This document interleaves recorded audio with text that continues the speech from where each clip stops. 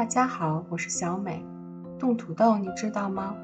今天就给大家揭秘土豆冻了应该怎么做。把土豆放入碗中，加入清水，清洗干净，洗好后捞出，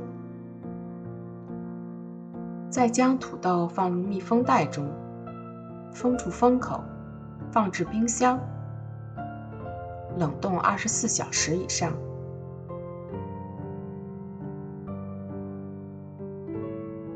取出冷冻好的土豆，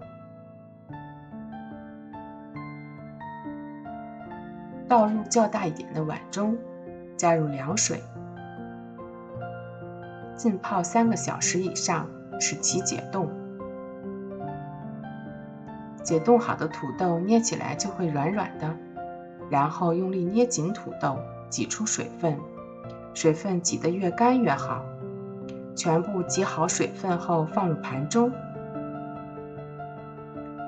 蒸锅烧开后，将土豆放入锅中，盖上盖子，大火蒸20分钟。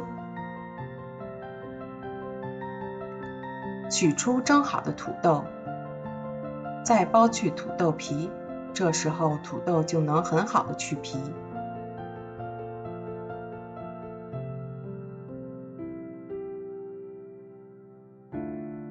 全部包好后，再将土豆切成较宽一点的土豆条，然后再切成土豆丁。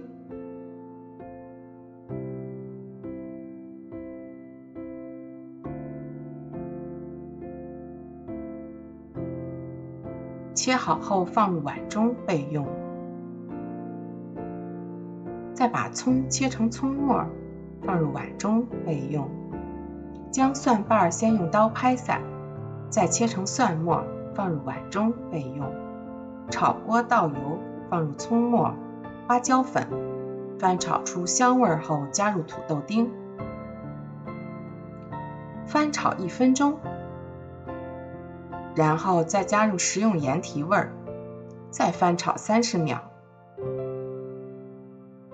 最后加入蒜末。炒出蒜香味就可以关火了。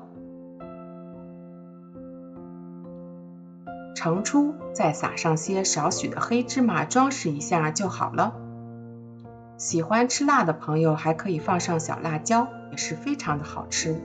做法非常的简单，如果你喜欢也来试试吧。